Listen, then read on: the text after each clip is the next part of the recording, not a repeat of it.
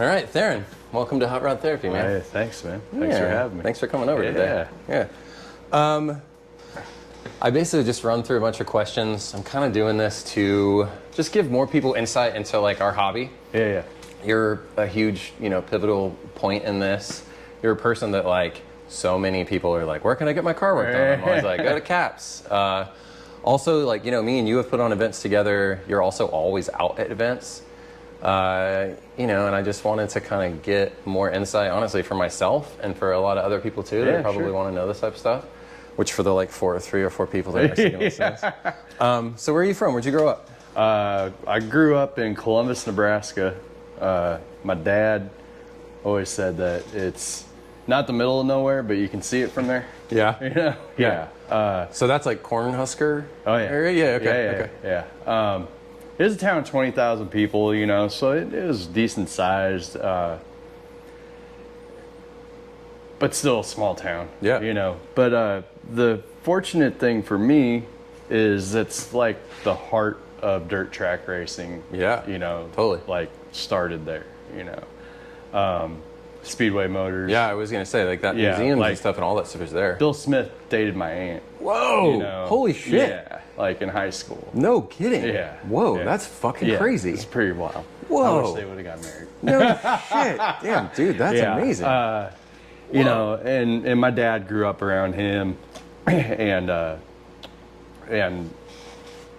so backtrack a little bit. My grandfather had a service station in a real small town in southeast Nebraska. Okay. And it was him and his brother. So my great uncle Howard, his son Eldon, should be my second cousin, my dad's first cousin, and my dad, they were like brothers growing up, and they started drag racing around town and all that. And then Speedway Motors started going, and they hung out there a lot.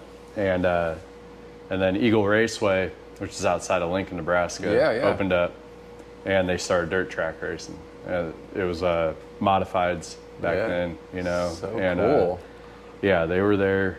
Dude, at the beginning. I had no idea. Yeah. That's amazing. Yeah. That's so cool.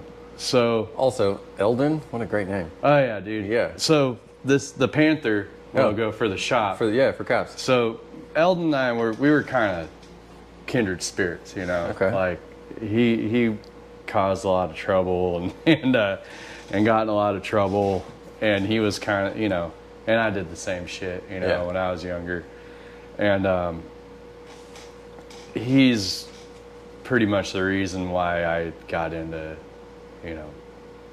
all things cars, Oh, okay. Was because of the race cars and stuff Yeah. that he had. Yeah, that's like my next question was like, what was like the thing there? So it was. So like every Saturday night when I was a kid, all the way through high school, we were at the races helping Eldon out.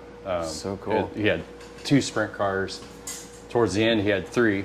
He had 3 drivers, and so it was a pretty cool way to grow up. Yeah. I mean, you're like right there in the like meat of it. Oh yeah. That's so cool. Yeah. So your dad was there with him. Like, pretty much through too? the 60s, and then into the 70s, and then in 71,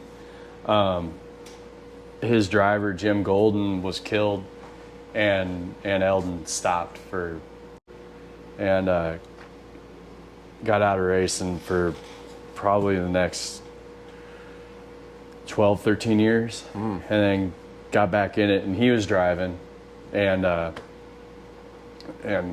he couldn't get around this one guy, Terry Holloman, and he was finally like, man, I'm done with this shit. Yeah. Terry, come drive for me.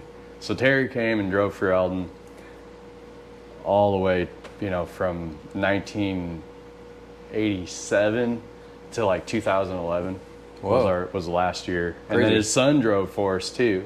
Yeah. And then we had another younger guy named Stuart. Now I'm brain farting his name. He came and raced for us too, and he won us the championship in 2011. It took Eldon 50 years to win the track championship. What was the name of the team? It was just Rhoten Racing. So cool. The first car, the Roadster, it was Rhoten, Kelly, and there was and Jim Golden all three of those guys chipped in to buy this to get this the car old going. This old Roadster. Crazy. Yeah. Was it like a custom built car, or was it a factory car? It was custom built. I want to say it was a asphalt car to begin with, and then they converted it to like the engine was offset, to the right side and everything. Yeah, like, for the it was wild. That's man. so cool. Yeah, that's so neat. Yeah, it was crazy. So, how old were you when you got like your first car? My first car, where you were actually digging into the hobby. Were you getting more into like what you like just said, asphalt, like street cars, or were you like more into like this dirt track stuff when you were a kid? Oh man, I mean, I loved it all, dude. Like, every Father's Day in my hometown, they had a rod run, and I remember going with my neighbors. Their dad had a body shop. Cool. And their mom and dad had split up, and their mom wound up with 55 Pontiac. Okay. And they moved in down the street from us like right before kindergarten. And I remember going to the rod run with them and the car catching on fire.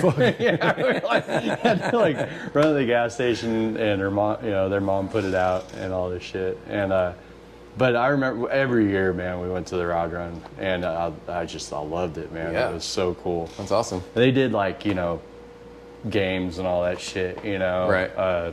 Slow races and I Other remember they had this one. they had these hooks with these big washers on them, and the passenger would hang out with a pole, and you had to see how many washers you could get and how fast. Like, whoa, it was cool, man. That's so It was awesome. like chopper games, That is some chopper game shit. That's crazy. Awesome. That's super cool. So I just fucking loved it, from such a young age.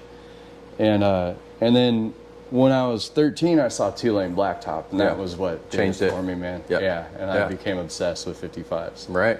And so when I was 15, I went to the rod run, and the red and white 55 that I have now was there with for sale sign in it. And I had so that was 1995.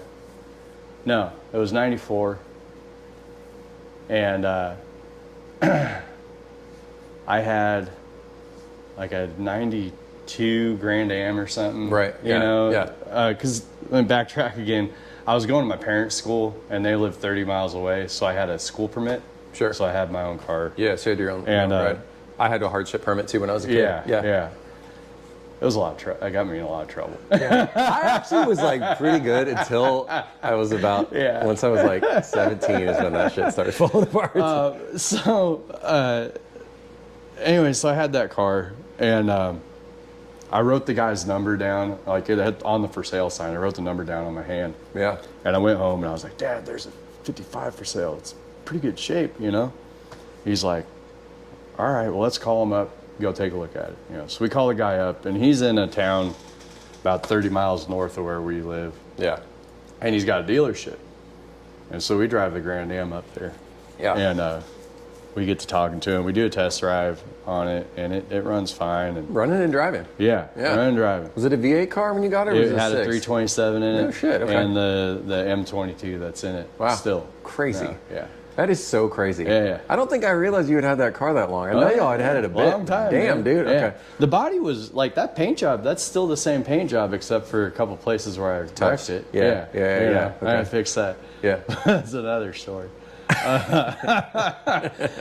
So, dude, we work out this deal with this guy.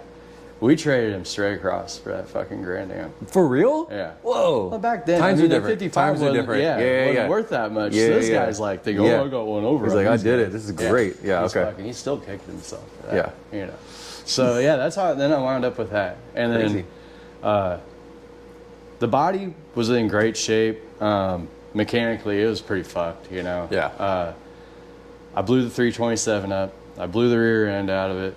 The transmission was the only thing that survived me, dude. Going for it. Yeah. So that was everything I broke, the old man was like, you got fixed. You got to fix this. Yeah. And that's where I started learning how. Cool. You know, and then like, I was always into like models too. Yeah. You know, like I made models. I was too. And that's like, that was my introduction to what part's what. Totally. You know? Yeah. And it was I totally agree with that. Like I look back on it now and it was like such a like important step. Yeah. Totally. You know? Absolutely agree. And then, you know, and I was always looking at like Jegs or Summit, you know, like daydreaming seeing about parts and like what I could buy and stuff. Yeah. Back when shit was actually relatively affordable. Yeah. It's funny, you know, through the meets and stuff in town, people always ask like, how did you learn how to do this? Because I didn't go to school for any of this stuff. Did you go to school for any mechanical stuff later? I did paint and body. Oh, okay. Yeah. Cool. Nice. Which I had like my hands in it before I went to school too, you know. Right. But like my folks were like, you got to get a degree in something, you know, because I was fucking off. Right. You know? Yeah. And I was like, well, I guess I'll go do something. Yeah. But it's funny though, like the idea right there that like people are like, how do you learn this? It's like buy an old car. Yeah. You know, you buy an old car. If you're determined and have that motivation to keep it on the road, you're gonna learn everything quickly because you know, that's an area like I still have never touched. Motorcycles scare the fuck out of me. Yeah, I mean they're cool as hell, but they are no joke. They're getting scarier to me. You know, I just had a buddy die the other night. Out in Georgia. Yeah, man, I'm so sorry. Yeah, shit, I'm sorry to hear that. Damn. I mean, yeah, damn. It sucks. Yeah, but my first Harley, it was a complete basket case. You know, 77 shovel head that it was just in pieces. Yeah, and it was like, all right, put it together. Yeah. How old were you when you got your first? My first motorcycle I got, I was 25. Oh, okay. Yeah. Yeah. Okay. Yeah. A little bit older. Yeah. It was like a 70-something KZ 750, like piece of shit I bought for $300. Cool. You know? Yeah. Got it running. Yeah. And like made a little get you into chopper it out though. of it. Yeah. Yeah. And then sold it for like $1,200, you know, and that got me my first Harley. Nice. Yeah. Which I like had never thought I'd own a Harley. Harley, you know. Yeah. It's like that's cool unobtainable. Though. Yeah. And then like just worked my way through like each era of them. You know. Yeah. That's cool. Yeah. How many power plants have you had in the 55? It's on its third. It's on its third? Okay. Yeah. Not too bad. Yeah. What'd you have after the 327? Just a 355. Yeah. And then I built that 383 that's in it. Yeah. And that was in my truck, my 72. Right. And then was like, this 355 should be in the truck and the 383 should be in the Chevy. Yeah. You know, so just swapped them out. The swap. And then I changed the heads on it too. Yeah. Put a little more compression into it. Cool. And that's awesome. Yeah. What rear end is in it now? It's a 9-inch. It is a 9-inch? Yeah, 410s. That's cool. Yeah. Hell yeah. Yeah. I love that thing. I love when new people see that car pull up. They're always, every single time, they're just like, oh, like every time. And I love too when I come up to say what's up to you and I can like feel, you know, you can feel the compressor come out of the exhaust and I'm like, God, this car's the shit. I love it. Yeah. Let me see. So now, fast forward, tell me how you got into owning an auto shop. Like how did Caps start? Like were you working at another auto shop and then you like transitioned in? I had worked at Jukes for that's right. 10 years. Yeah, I was there. Yeah. You know, and he kind of, you know, it was always a dream of mine to have my own shop. Yeah. You know, but he really kind of planted the seed in me is like, you can do this, you know? And then I saw him do it, you know? And he is so good to me, man. Like I was in a time of my life where I was pretty fucked up. Yeah. And got in some trouble and he always helped me out, you know? Yeah. And I'll never forget that and I can't thank him enough for it, you know? So I'd worked for him for 10 years and then I was more of a body man before I started working for him and I had, you know, kind of bounced around some shops doing body work and I just, you know, it was like, I don't really like this. I'm tired of sanding all the time, you know? Yeah, dude. The fun part, which is painting, that's like the shortest part of the process. It's all prep. Yeah. I mean, all that sanding, wet sanding, filler, the shit in the air, the fucking taping. Yeah. The fucking taping. Yeah. That's like, that shit. Ugh. God. Yeah. Yeah. So I started working for him, and it was all like modern cars, Yeah. And, I had my own projects and stuff, and, to keep fueling my passion. And it just kind of got to a point where it was like, I need to kind of spread my wings, man, Yeah. So I went to work at another shop, and I was there for maybe 3 months, and I was just like, man, fuck this, dude. What am I doing? Right. And my ex-wife, she was like, why don't you just do it on your own? I was like, yeah, okay. Yeah. So I just started my garage at home. Yeah. And, okay. Yeah. And I had like all my tools in there, and the driveway was like this. And I could pull a car halfway in, and then I just chalk up the rear wheels, and it was a pain in the ass. We're about to be in that same spot with Ashley's car. The Bel Air, it's 18 feet long, and it is 19 and a half feet from door to door in this room. So to pull the hoist in front of it, I'm going to have to basically pull the car out, chalk the wheels, pull the motor, and in my head, all I'm thinking about is, how am I going to get the goddamn heaviest car that I've ever touched back in here to close the door again that night? Figure it out. Yeah, I know I will. I think what I'm going to do is pull a car in the backyard and winch it forward. There you go. I think. Yeah. Anyways, keep going. Sorry. No, that shit that you think about when you have that situation, when you're in bed, where you're like, how am I going to make that shit work? Dude. Yeah. All the time. Yeah. All the time. Yeah. So I did that for about 6 months, and then Razor Hoof was a screen printing company that they were over in the old Broken Neck building. Yeah. Which was Adam Hall's old shop. Yeah. Okay. So there was a lift in there, and they were moving out, and it popped up, and it was like, okay, I mean, am I ready to take on this rent, and all that? And it was just one of those like, just got to make it work, man. Right. Totally. And so I was there for 2 years, and then outgrew it, and found the place I'm at now, Kale. Yeah. He was working at the speed shop, and he saw it pop. Yeah. Okay. So then that was like, going from $1,200 a month to $2,500. Yeah. I had one employee at the time, and I was like, fuck, I just gotta make it work, Yeah. And now they're at $6,000.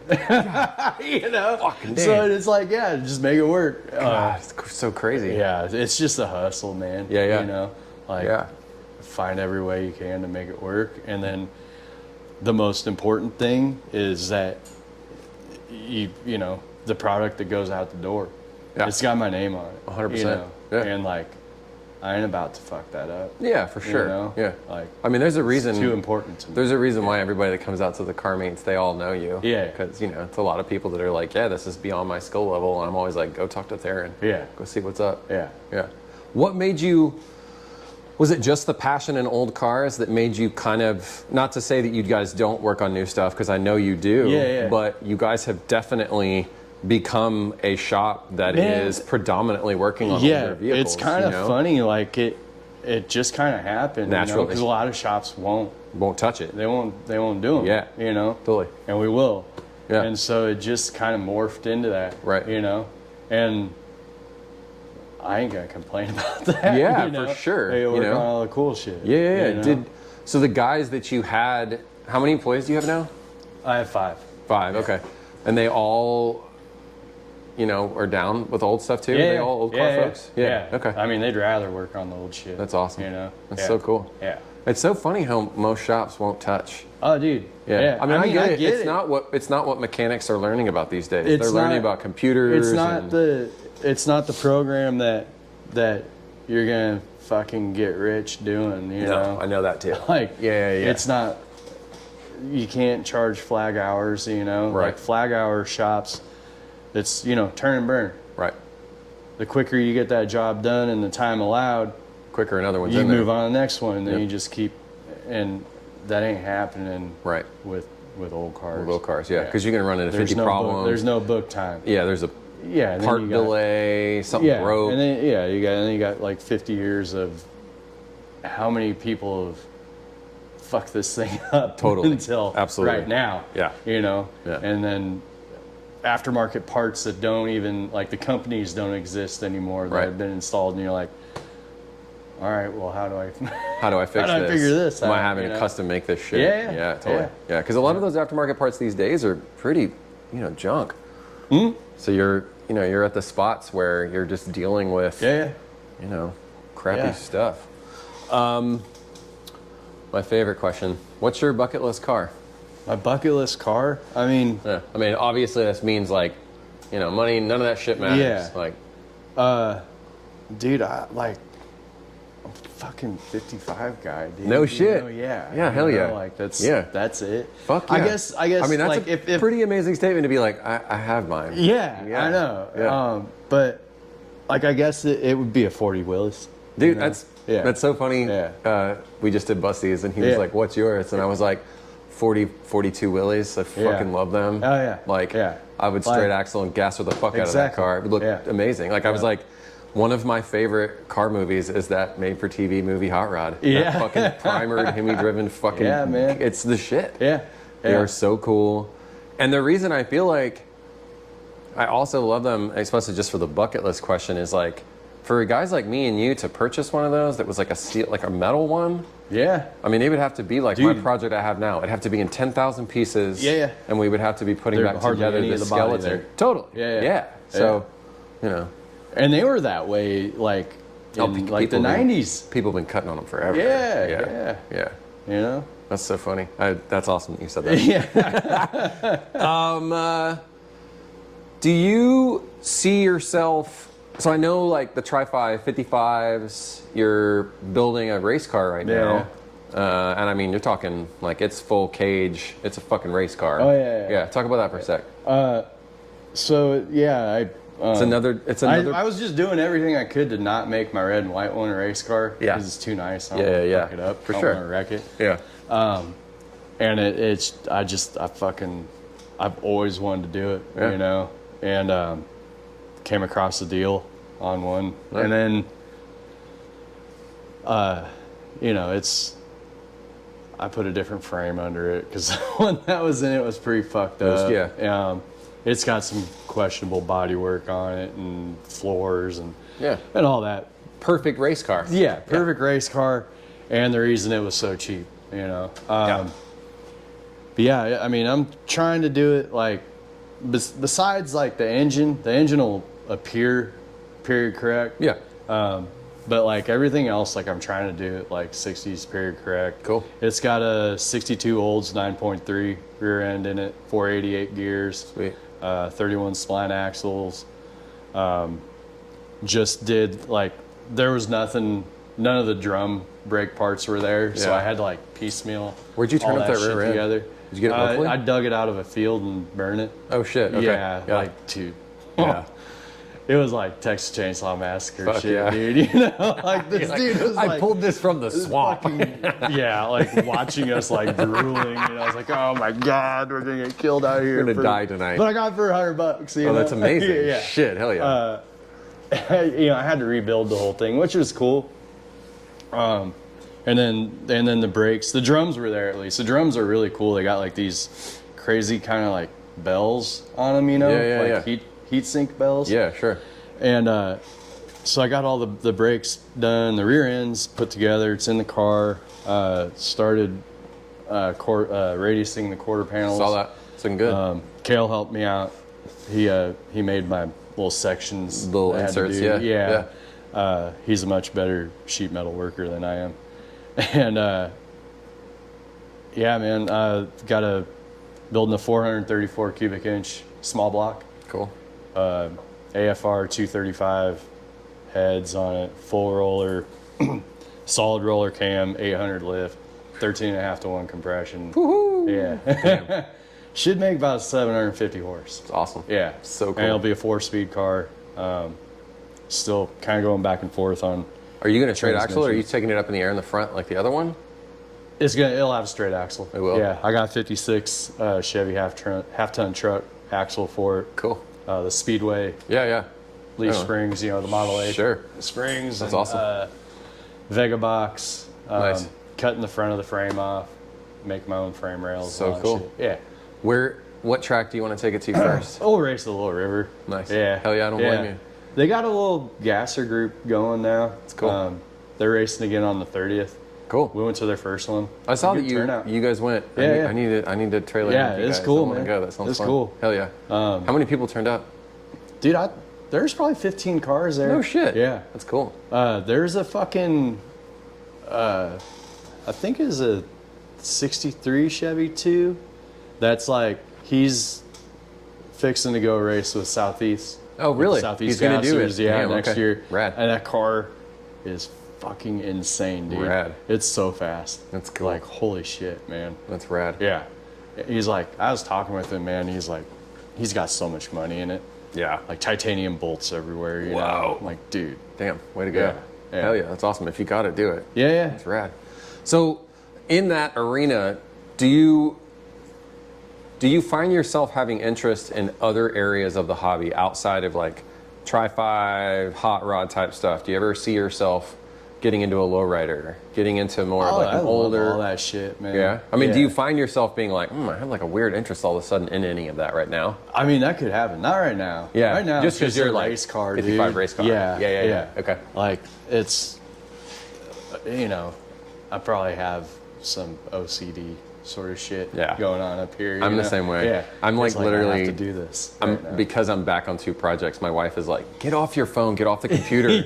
She's like, "What are you looking at?" And I'm like, "It's literally me. I'm on parts, or I'm on ham, or like something trying to research." Where I'm like, I keep the rear end that I want to get for the next car. I keep looking into like which direction I'm trying to go. But anyways, that's cool. It's awesome that you're. I'll go race. However long that fucking lasts. Then it's on to the next thing. Right. That's awesome. I'm one of those people that I'll get into something and it's like fucking pedal to the metal. Only dude, thing. Yeah.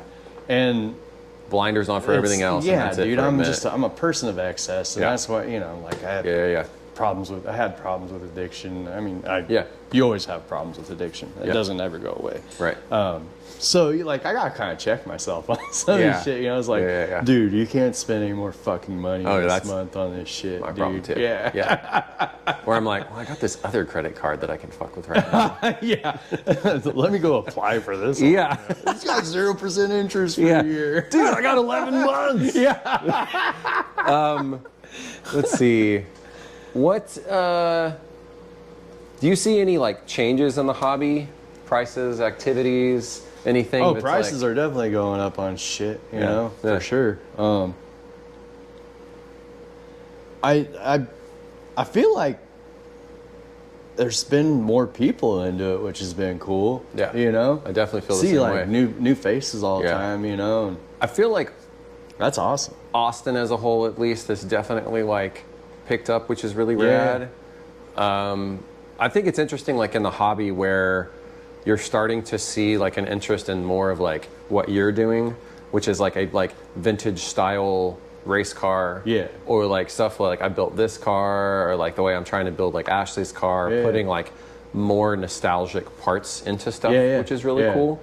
And I'm seeing, I don't know if you're like ever noticing this, and like I listen to other podcasts and different shit about like auto hobby, where all that 80s stuff that was like, the more modern resto mod type shit is becoming less valuable. A lot of those like low LS swaps, all those like later, EFI and all that kind of stuff. With LS swaps. But you know what I'm saying though? Like it's interesting to see where it's like turning, and a lot more people are having interest in doing like what you're doing and what I'm trying to do. And it's interesting to see it where like these people at this point now are like buying these 80s fucking pink whatever hot rod, repainting it, pulling the motor out, and like undoing what was done to make it. Dude, I mean, like my 55 definitely, like, it fell victim to like some of that. Yeah, 90s street rod. I mean, all that. You know, all like of it, I had really. to change it. My dad, like, he would get, like, after I graduated high school, moved out, you know, like, he held on to the car. Yeah. And then he'd get fucking this month's Summit magazine, you know, or catalog, and whatever was on the cover is like, he fucking buy that and throw it at the car, you know? I was like, God damn it, dude. Look at these cool billet things. Man, when I first got that thing, it had this badass, like, black velvet diamond tuck interior, black and gray. Yeah. You know, it was fucking, it was killer, dude. Yeah. And then, like, he redid it, and it had, you know, it had, like, automatic seats in it out of, like, a fucking F-150. I was like, dude, it's a fucking Ford part. You can't put that in there. You know? You know, so I found some Impala seats, you know, I was like, which is proper, you know, and more got correct. Redone. Yeah. And he had, like, Dakota Digital's first fucking, you know, cluster, and it was like, it's got to go. It's got to get out of there. Luckily, I had held on to the original speedometer and everything. You know? To get you back where you wanted it. Put it in the clock, too, you know. I love to see that kind of stuff is, like, happening. Yeah. It's, like, changing and, you know, back, and you're seeing more of that, like, traditional, nostalgic, whatever. Not to, like, diss anybody who wants to, like, put an LS in or whatever, you know. It's just not my thing. Like, I like to pop the hood on a car and see what was supposed to be there, right? You know, I agree, and that's just me. Yeah, you know, I totally feel the same way, and I mean, shit, there's nothing wrong with LS shit. It's awesome. People do it. I mean, that's what's great about hot rodding is, like, your imagination is whatever you want to make it. Whatever you want to make it. Totally. Yeah. You know, that's the best. And who am I to say what's right or wrong? Totally. Yeah, for sure. I mean, I may voice my opinion about it. Yeah, every now and then we both do. So yeah, what do you think of, like, the Austin, like, car hobby right now? Man, I like Austin is it's an anomaly, dude. Like, when I first moved here, see, in Nebraska, like, I was always into, like, you know, punk rock and metal and you know, played in bands, and all my buddies that were into music and all that shit weren't into old cars, weren't into hot rodding and stuff. But then all my buddies that were into hot rodding and all that shit weren't into good music. So, you know, so I was like this fucking, like, split. What the fuck? Yeah. Man. Yeah. And I got to Austin and I like, right off the bat got a job at a local hot rod shop that's no more. And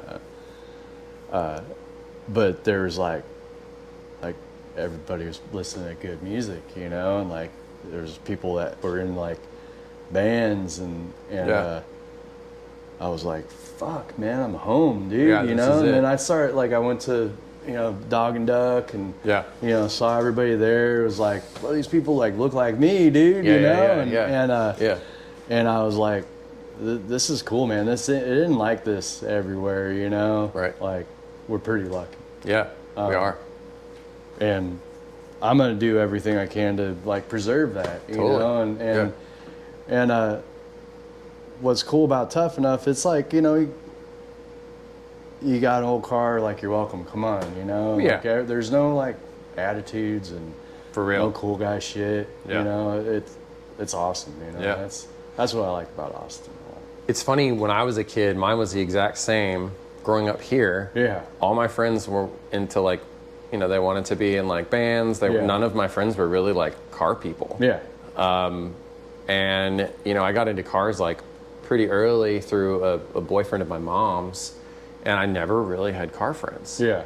And it's the only reason that I jumped on Tough Enough and the Park and Hang thing and, like, carried the torch from Mark and them from Dog and Duck was because I was like, I gotta fucking start meeting these people. And I mean, like, you know, it's 8 years, I'm 43, like, I'm talking, like, I was in my 30s where I was like, I still don't have any fucking car friends. Like, I'm, like, in here tinkering away by myself and I got no buddies. This is fucking insane. Yeah.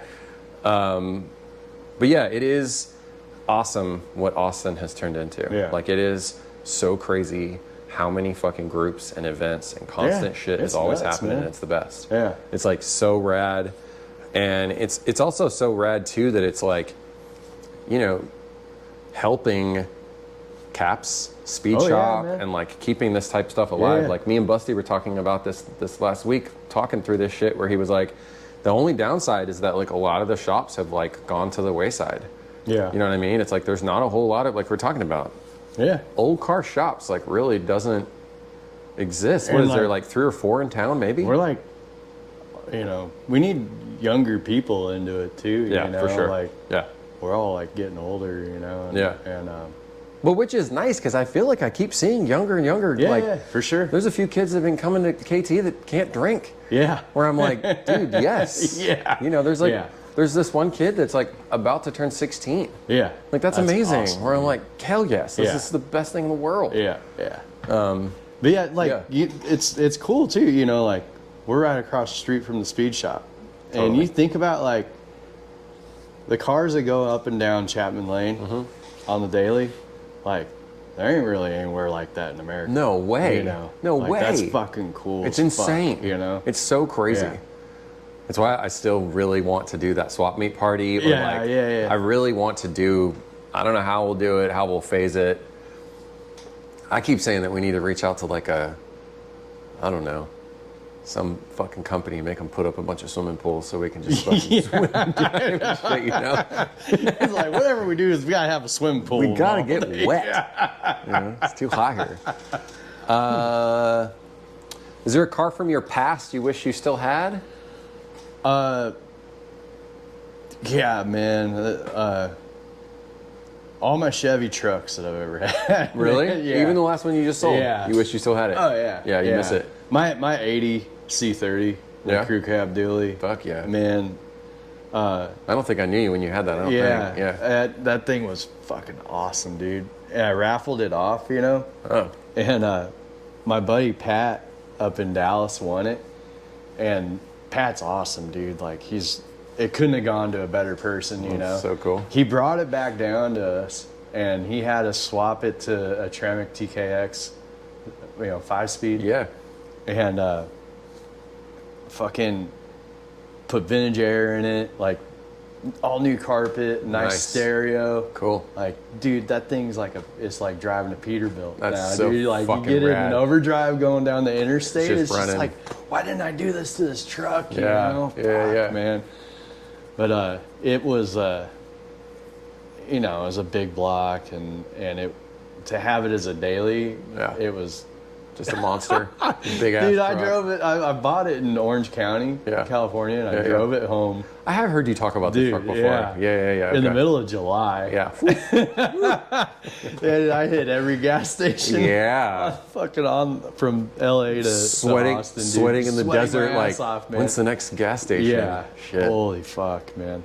That's funny. Yeah, there was a point I was just in my underwear driving it. Just and going. I was going over the Continental Divide, and it started running hot. So I turned the fucking heater on. Totally. You know? I'm just like, fuck. I'm dying.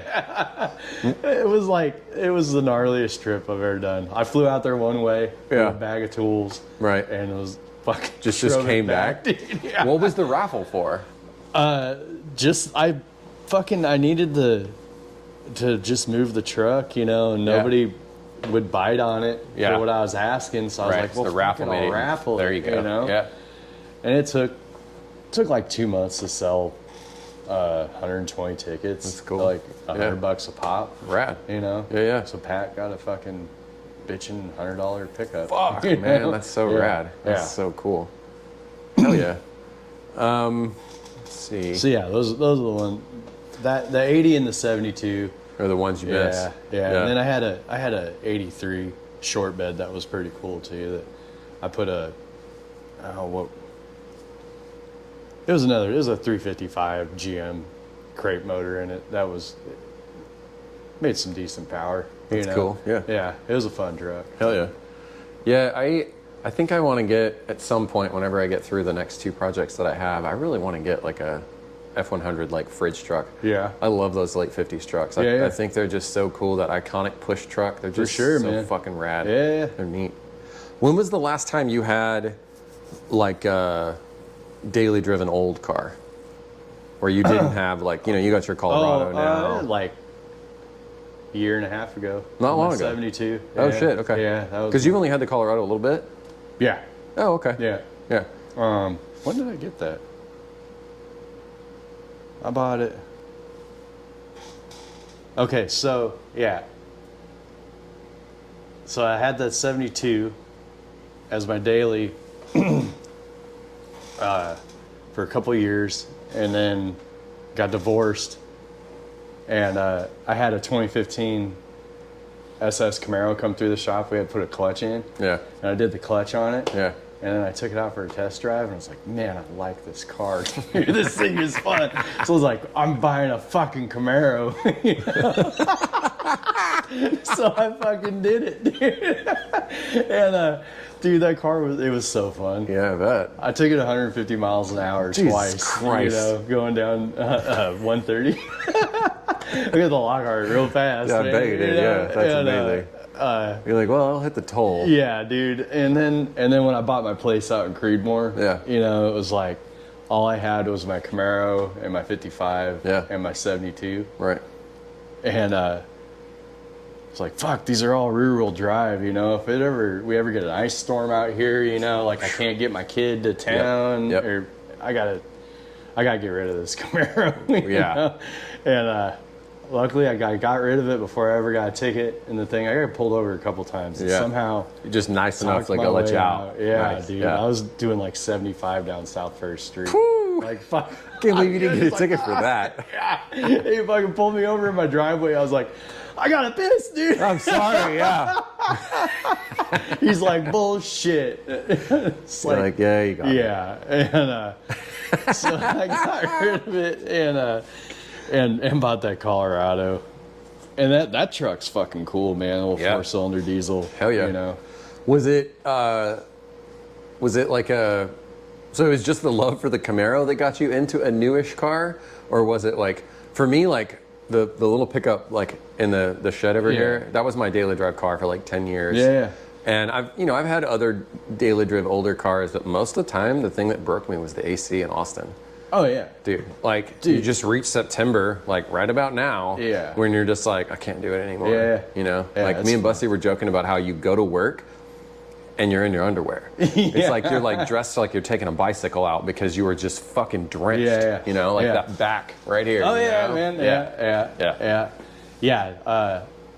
I hadn't had AC in a car for a while. Yeah. You know, and Yeah. it was nice, dude. It's like, it's so funny for being like on a car thing that I want to talk about. I'm like, AC is the best. So, dude, funny story. Like when I turned 40 and I was still married, my ex-wife was like, "You're turning 40. You've never had a new car in your life. You know, Yeah. I want you to go buy a new truck. You know." And I was like, "Okay." Yeah, You know? thank you. And it was 2019. I found it was a used 2500 Silverado. Cool. With the LP5 diesel in it, you know, Yeah. LTZ, like everything, Yeah. dude. Yeah. And it was right before the pandemic, and I got that truck. It had been wrecked, but fixed, like no structural damage or nothing. I got that truck for $45,000, and then the pandemic hit, and I wound up with all this equity in that truck. Oh yeah. Yeah. Because everything Like it went up skyrocketed. to like $60,000, Yeah. you know. Yeah. And it was, dude, it was more truck than I ever needed at the you time. know? Yeah. But it had like the AC seats. Shit. That shit was badass. I man. bet. Fuck. So I traded that in Yeah. on a 1500 Silverado. It was a 17. Still had equity in that, and I had just done a transmission on a Suburban, same drivetrain, same transmission. Yeah. And to rebuild that transmission, like my cost in parts was like $1,700. You know, I was like, fuck this, man. Yeah. I'm getting rid of this thing. All right. I had equity in that, and I wound up with $15,000, and I bought my 72. Like I got a fucking Rad. free truck. That's dude. amazing. Yeah. Yeah. You know. Damn. That's And, fucking coming That's up how right I wound there. up with that 72. That's so And it'll cool. never happen again in our lifetime. Yeah. Probably not. Probably not. Yeah. I mean, no. Like that. Yeah. It was bizarre. Yeah. That's crazy. So yeah. So tell me about if you want to talk about it, the home shop that you're building out. Yeah. Man, like just the rent keeps going up. Yeah. In town. Right. And I bought the house basically for this reason. You know, Understanding that you were going to get up out. Yeah. Yeah. And you know, just put it all under one roof, you know. that's another like equation to the dream, you know. Like I wanted to have my shop on my property, you know. I mean, you're able to have your coffee and walk straight to the shop. Yeah, man. You know? Yeah, it's badass. It's so cool. Yeah. So took your commute to this. Yeah, man. I'm all about that. Yeah. Since I moved out there and I come to town, and every time I hit traffic, I'm like, fuck. Yeah, it's the worst. Yeah. Yeah. It sucks. Yeah, it's so bad. So yeah, I'm doing like all the legwork on it right now with the city and bank and general contractors, architects, electricians. Fuck, dude, it's all the stuff. Insane, man. Yeah. Yeah. It's cool though. It's exciting. It's gonna be a ton of work. Making it work though. Yeah. It's another one of those like make it happen. Yeah. You know? It's crazy. Jeff Peterson just moved Hotrod Preserve. And I saw that they got a new shop. They got a new shop, and like I remember talking to you about a time where y'all had moved. It's so crazy, the heavy equipment that goes into an auto shop and the cost that y'all have to endure to move it, man. To move is like, I mean, it's insane. Yeah. Like I would almost spend my down payment on the loan. Yeah. To move to another rental space. It's so crazy. Like why? It's so why crazy. do that? Yeah. You know. Are you thinking of doing like same size as the shop you're in now, or a little smaller? It's a little bigger. Bigger. It's like 4,000 square feet. Fuck, dude. Yeah. God. It's like that's amazing. Taking up about every inch I have out there. That's awesome. But why not? Yeah, that's so cool. Fuck it. Dude, that's fucking exciting as shit. That's so cool. But you know, like it's gonna, because we're kind of constrained on space, it's gonna make like we're gonna have to plan out like cars coming in, like a little further out. Just because we don't have a whole hell of a lot of parking. Right. You know, but you gotta give a little and take a little. Totally. You know. I think it'll work out. I think people will still be fucking banging down your door. And there's so many houses being built out there too. Yeah. Like I'm gonna be in town again. Yeah. That's before how it goes. Yeah. You know. I mean, it's like, you know, people that are living on Lockhart that were in the spots where, like I was saying, my buddy Josh, you drive out to his house now and there's just subdivision after subdivision that's just being built. And they're going up on either side of me. It's so crazy. Yeah. That's so Creedmoor's a town of 200 people, and like just one subdivision is gonna like double the fucking population size. Damn. Yeah. That's crazy. Yeah. That's going up like a quarter mile down the road from me. Damn. So that's so wild. Yeah. What do you think in the Austin hobby, since we're both talking about how we're like really love what's happening, there's lots of events, people are personable, it's, you know, it's none of that cool guy shit, you know, at least I'm not seeing it. At least if it's at events, I'm definitely not experiencing it. I feel like everybody understands the open hand is where it's at. Yeah.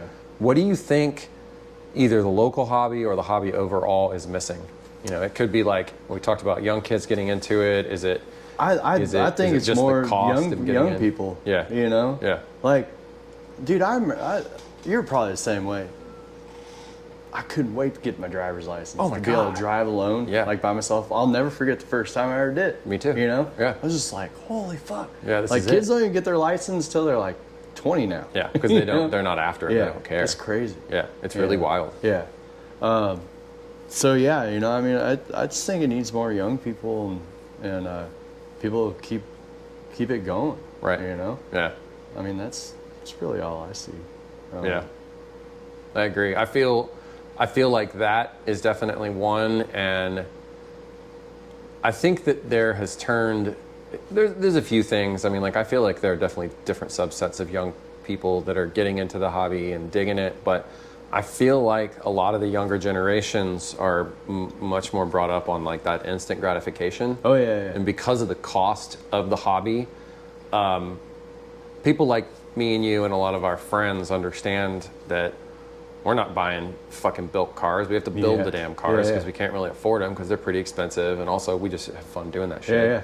But I think that right there is a big hump for a lot of like younger folks. When, you know, when I tell someone that first comes out to the meet and they're 18 or 20 or something like that, I'm like, yeah, it took me 4.5 years to build this car and it looks like a go-kart. Yeah. You know what I mean? They're like that rules. They're like, what? Yeah, I mean, sure, we dig it. Yeah. But you know what I'm saying, though. Yeah. That right there, I feel like is also a draw. But oh yeah, you know, if you ain't got the money, you know, that's kind of the way, and that's the way you're going to learn, and that's how you're going to get into the shit. You know. So. But then, like, you know, patience my mom always used to yell, patience is a virtue. Oh yeah, I remember it And too. it is, dude. Yeah. Like, you have patience, like, then you come across a better deal, you know, or a better part. Right. You know, and your end result, it's a better, Totally. quote unquote, product. You Right. know what I mean? Yeah. Like, I feel like too, a lot of, which is just so funny, like guys, we're not that old, but like, I feel like all generations have done this where they look back and they're like, I had it fucking easy. You know what I mean? It's like, I feel like I don't hear too many parents, like my mom, like she used to say patience is a virtue, but one thing she used to always say to me when I was being a little bratty and I'd be like, I wish, or whatever, she would always say, you can wish in one hand and shit in the other. You know? Tell me which one fills up faster, you know? And like, you know, I don't think that that's happening a ton anymore with the younger generations. I'm assuming it is in some, right? You know, you have a kiddo. Yeah. Like, is she getting interested at all in mechanics stuff? Car? Yeah. She is. Yeah. She the other day, you know, she was asking me what's going on with the race car. You know, So she's cool. like, can I help? You know, I was like, yeah, of course. That's so awesome. You know? And I took her to the last gasser race at Oh yeah, I Bull saw that you River. took the yeah, so cool. And they had the junior dragsters up there, and she was stoked on that. You know, I was like, ooh, there it is. Right, yeah. Hell yeah. Maybe we get into that. Yeah. You know? I mean, that right there is another thing that I feel like a lot of this hobby is missing is females that are into. No, but I mean, not just that area, but like you just don't see a lot of women that are like super into the hobby. It's such a men-driven thing. You know, I literally think I know like handful of women that are into hot rods. Yeah. There's a motorcycle group that I've been seeing in town that's been popping up. It's really cool. It's all ladies, and it's a big ass group. Yeah. It's cool. They're gonna start coming to the meets. They reached out recently. I was like, man, that's fucking rad. I love that. Yeah. But yeah, dude, I think that's all my questions. Right on, man. Thanks for doing this. Yeah, thanks for having me, dude. Hell yeah.